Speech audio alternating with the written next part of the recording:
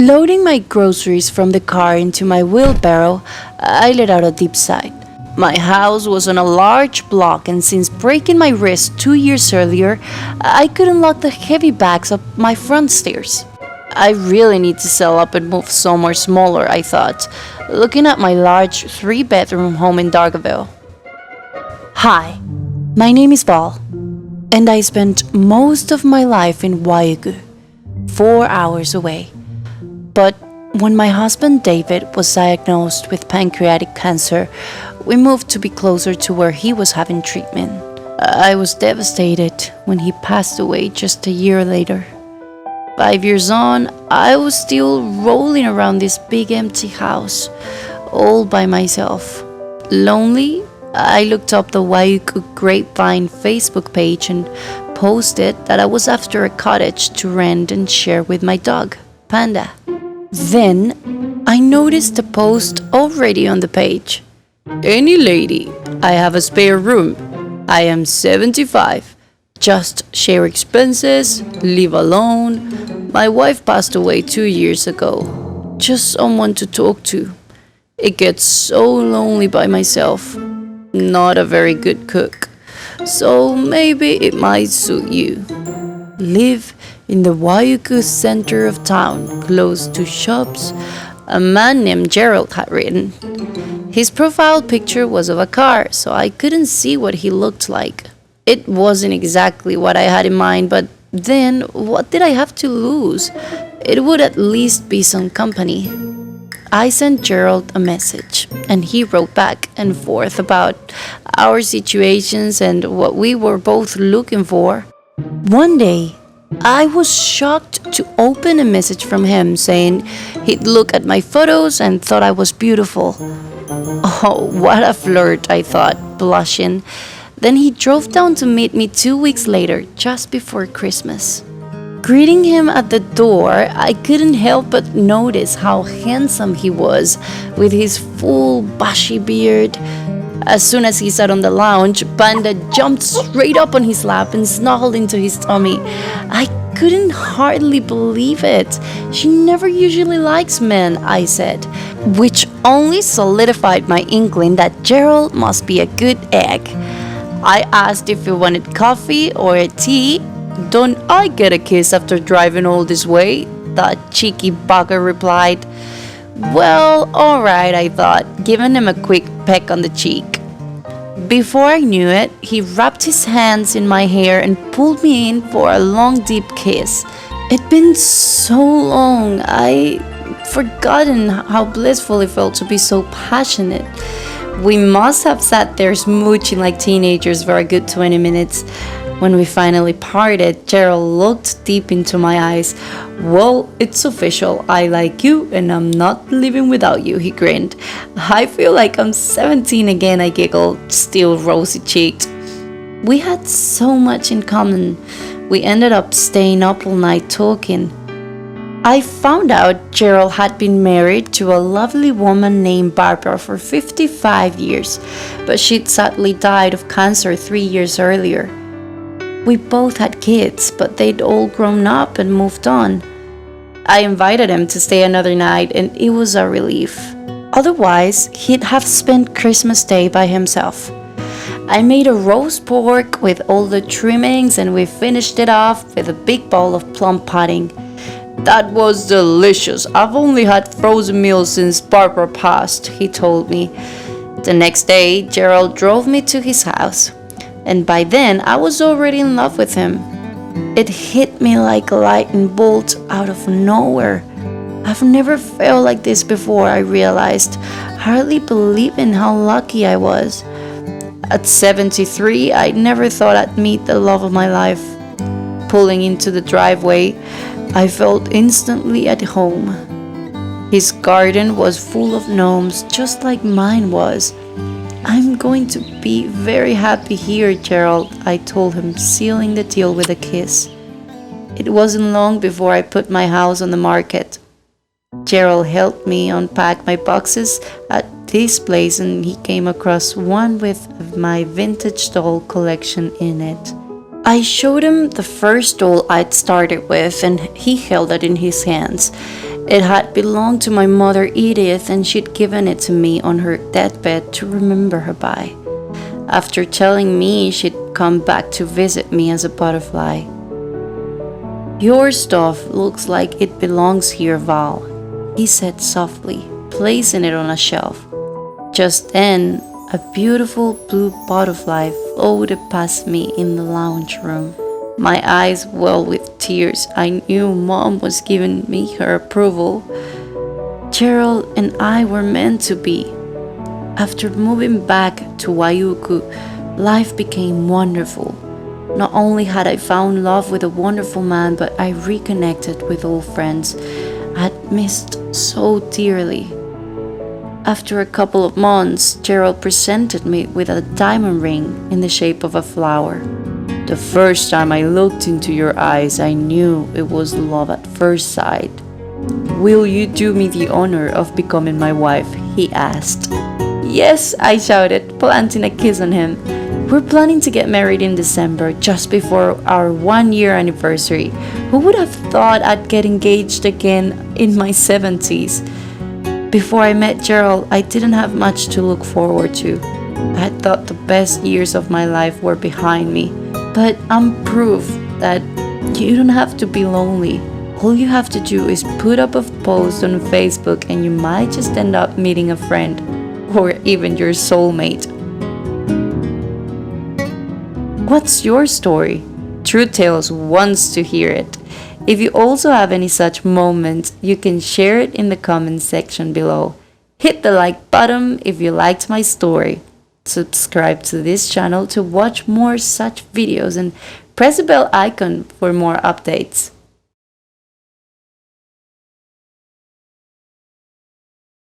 About 5 years ago, my husband Sean and I were struggling to pay our mortgage after he'd been forced to change jobs and I'd taken time off work to have our first child. His new position in the finance division of a major company paid a lot less than his last job, and we were going to the wall financially. It looked as if we were going to have to go to my parents for a big loan to make sure we didn't lose our dream house and end up on the streets.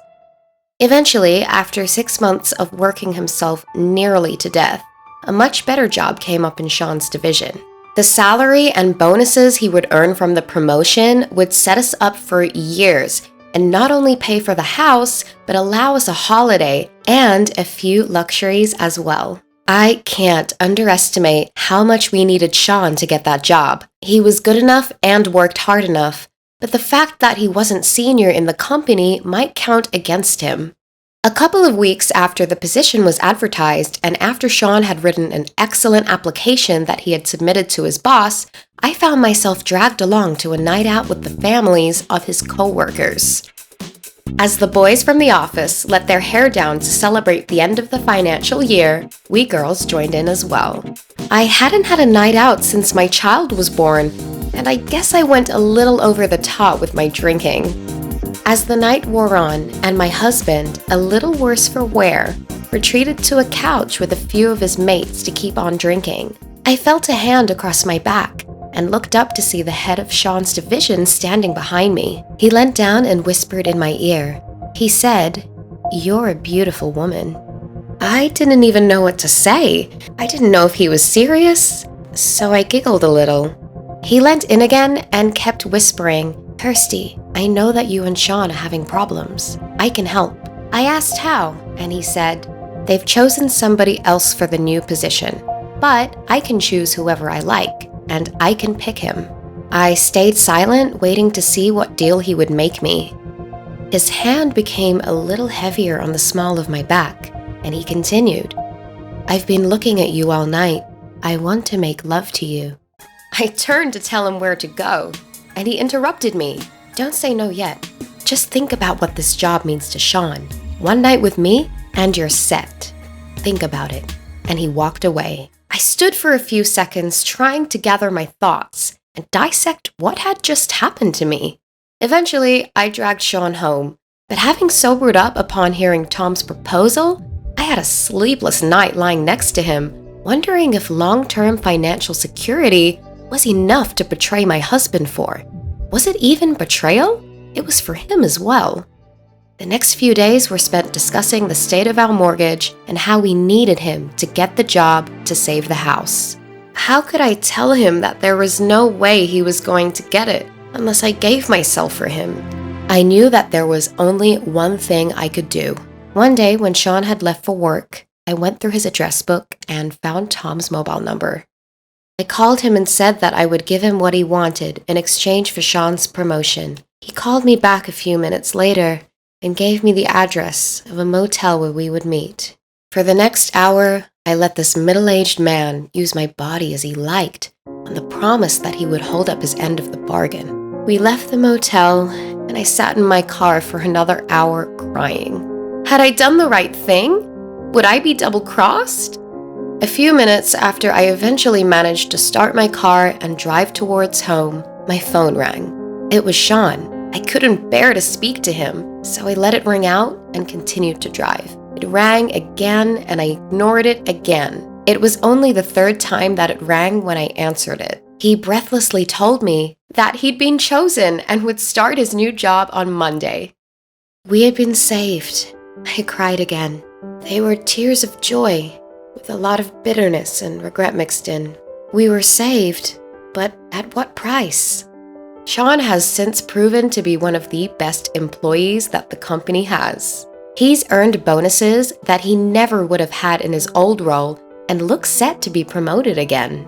But every time he proudly talks to me about his work and how successful he is, I have to look away in shame because I can never reveal the terrible secret about how he came to be there in the first place. If you also have such experiences in the past, you can share it in the comment section below. Hit the like button if you liked my story, and subscribe to this channel to watch more such videos in the future. Hey there, my name is Samantha. My boyfriend Andy and I had only been dating for a few months when he took me by surprise one evening. "Marry me?" he beamed, opening a small box to reveal a sparkling ring. "Yes," I smiled as he slipped it on my finger. He made me very happy, and he got on well with my 3 kids, so I was excited. I announced our engagement on Facebook. A few days later, a message appeared in my inbox from a woman I didn't know. "Just a warning, Andy likes younger women," she wrote. "He'll end up leaving you for one." "Who the hell is this?" I demanded, showing Andy the message. He rolled his eyes. "My ex," he said. "Ignore her. She's just bitter." I believed him. In time, we married in our local registry office. I wore a beautiful white dress with a sparkly tiara and felt like a princess. Not long after, Andy came home one day and told me he'd invited one of his customers over for dinner. He worked as a driving instructor. "Hope that's okay?" he asked me. "I think you two will get on." "Sure," I shrugged. I was always open to meeting new people. He said her name was Claire. That night, she came over with her 16-year-old daughter, Beth. And sure enough, Claire and I got on like a house on fire. After that first dinner, we started seeing each other regularly. Then sometimes, when Andy and I wanted a night out, Beth would babysit for us. "She's a nice girl, isn't she?" Andy smiled. After she'd left one night, "A good kid," I agreed. A couple of weeks later, Andy came to speak to me. "Beth's having some problems with her mom," he said. "Mind if she stays here for a bit?" "She's 16, Andy. Teenagers always have problems with their parents," I said. "Come on, just for a bit." "She's not in a good way," he said. "Fine," I sighed. "But I'll have to speak to Claire about it first." She was fine with it when I called her. "Maybe time apart will do us good," Claire said. Beth moved in and helped me around the house and with the boys. Then, one day, I was in the yard when one of my neighbors came over for a chat. "Beth and Andy are very close," she said. The way she said it implied she thought there was more to it. "Are they?" I asked. "She follows him around like a puppy dog," she said. After that, I paid more attention. She was right. Beth was like Andy's little shadow. I assumed she saw him as a father figure. There was a 28-year age gap between them, so I was sure there couldn't be anything more to it. But then, one morning, when I was in the bedroom, when my 8-year-old son came bursting in "Mummy, I need to tell you something," he said. He made me come down to his level and then whispered, "I saw Beth and Andy kissing." "What?" I yelped.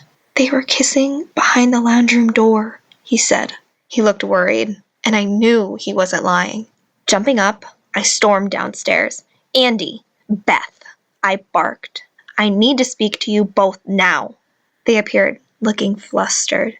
"Tyler has just told me that he saw the two of you kissing," I said. They both burst out with laughter. "What a load of rubbish," Andy said. "He's old enough to be my dad." Beth giggled. "Precisely," I said, glaring at her. "But why would he lie?" "Probably just for attention," she shrugged. "And you fell for it," Andy laughed. Fuming, I stormed upstairs. My son had no reason to lie. Over the next couple of weeks, I kept my beady eyes on them. I noticed the looks they flashed at each other, and that their phones would often be pinging back and forth, as though they were exchanging messages. Then, one night, Andy left his Facebook up when he went out of the room, and I couldn't resist a peek. Sure enough, there were messages to Beth. "Looks so hot today," one said. "I can't wait to be alone with you," said another.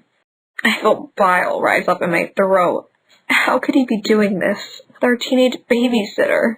When Andy came back, I exploded. "How could you?" I raged. "She's 16! You're disgusting!" He denied it, even when I told him I'd seen the Facebook messages. I'd had enough. "It's best you leave," I said. "You're the one ending the marriage. You leave," he retorted. I was gobsmacked. Was he kidding? "I'm ending the marriage because you cheated on me with a teenage girl," I raged. "I also have 3 kids to think of." Finally, he relented, but took the bed and the microwave with him. So petty. Once he'd gone, I confronted Beth. "You'll be happy to know Andy and I are over." "Why would I be happy?" she said. Playing dumb. I didn't want to be too hard, as she was vulnerable. But I was thankful when I noticed the next morning that she'd packed her stuff. I knew where she was going. Silly girl. Sure enough, a few weeks later, I heard she was staying in a caravan with Andy. When word got out about what happened, the whole town turned against them. People on the street started hurling abuse at them, and Andy had rude words sprayed all across his ute. Eventually, they moved towns. I was glad I no longer had to run the risk of bumping into them. In time, I divorced Andy and moved on. 4 years later, I received a text from a friend. "You'll never guess who's on TV," she said. I flipped over to the channel she mentioned, and my mouth hung open in shock. The program, Age Gap Love, Andy and Beth were boasting about their relationship. It revealed they were now married, and with 2 children. Good luck to them. I just hope Beth knows that when she gets too old for him, Andy will be trading her in for a younger model. It's just what he does, the rat. Andy claimed the marriage fell apart because Samantha rekindled her relationship with her ex, which she denies.